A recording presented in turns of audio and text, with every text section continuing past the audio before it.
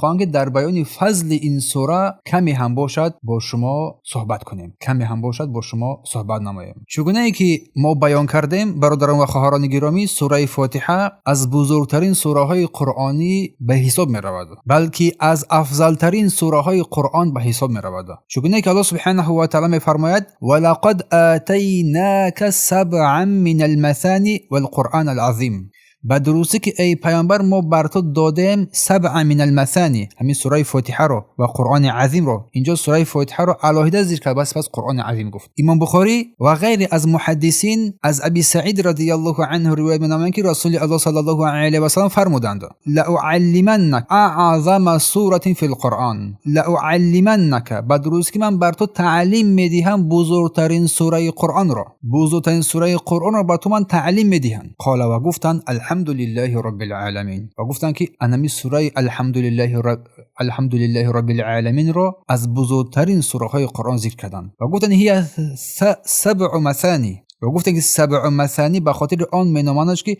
دارای 7 آیت است و در هر نماز تلاوت می شود. و در بعضی از روایات ذکر می شود که رسول صلی الله علیه و آله فرمودند ما انزل فی التوراة ولا فی الانجیل، نازل نشده است هیچ سوره در تورات و نه در انجیل، ولا فی الزبور، نه در زبور، ولا فی القرآن مثلها، و نه در قرآن مثل این سوره، مثل این سوره در هیچ یکی از این کتاب های مقدس نازل نشده است. و هی سبع مثانی گفتند ان همین سوره فاتحه است. و روایت مسلم و غیر از ائمه محدثین روایت است از ابن عباس رضی الله عنهما که فرمودند بینما جبریل قاعد عند نبی صلی الله علیه و سلم، هنگامی که جبرائیل علیه السلام در نزد رسول الله صلی الله علیه و سلم نشسته بودند، یک صدایی را شنیدند از بالایش، فرفع رأسه و سرش را بالا برداشتند، فقال هذا باب من السماء، این یک در است از درهای آسمان، فتح اليوم، امروز این در گشوده شد، ولم یفتح قط، و هیچ وقت این در گشوده نشده بود مگر این روز، همین روز در گشوده شد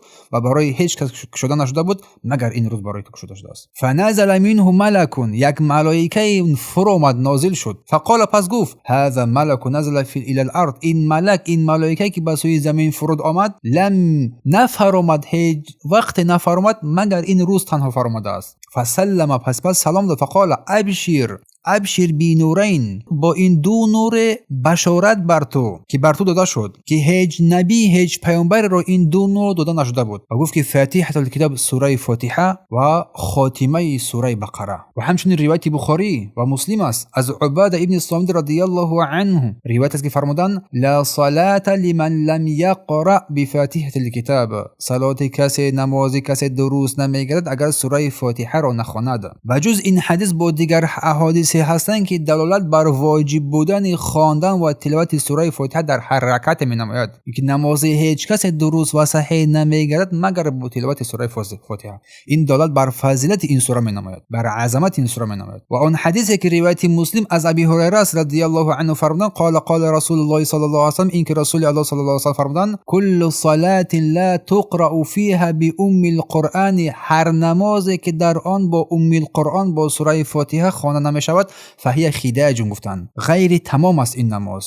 غیر کامل است این نماز. و همچنین در دیگر احادیث دیگر روایت آمده است که هر نمازی که بدون سوره فاتحه خوانده می شود این نماز در آن نقص است، ناقصی است، غیر تمام است. این هم دلالت بر فضیلت این نماز، بر فضیلت این سوره فاتحه می نماید. و همچنین حدیثی که روایت مسلم از ابی هریره رضی الله عنه است که فرمودند قال الله تعالی، الله سبحانه و تعالی فرمود قسمت الصلاه بینی و بین عبدی، من این نماز رو بین خود و بین بندم تقسیم کردم، نصفای به 2 قسم تقسیم کردم. ولی عبد ما سأل، و از برای بندم آن چیزی که طلب می نماید می پرسد. و درستی که الله سبحانه و تعالی این سوره مبارکه را نماز نامید، صلات نامید، و این سوره رو بین خود و بین بندگانش تقسیم کرد، بین بندهش تقسیم کرد که اول این سوره حمد است، سپاس و ستایش و ثنا است و بزرگ داشت رب العالمین است، و آخر این سوره برای بنده و دعا هست و مسئلت سوال است همه این دلالت بر بزرگی و عظمت این سوره مبارکه میکند. و حدیثی که روایت بخاری و مسلم است از انس بن مالک رضی الله عنه میفرماید که ان نبی صلی الله علیه و سلم که پیامبر صلی الله علیه و سلم فرمودند و ابوبکر و عمر و عثمان رضی الله عنهم کانوا شروع میکردن نماز خود را و در بعضی از روایتان شروع میکردن قرائت خود را با الحمدلله رب العالمین. و همچنین روایت مسلم است از عایشه رضی الله عنها فرمودند ان رسول الله صلی الله علیه و سلم قال این که رسول صلی الله علیه و سلم کان یفتتح الصلاه این که نماز خود را شروع میکردن به تکبیر با تکبیر و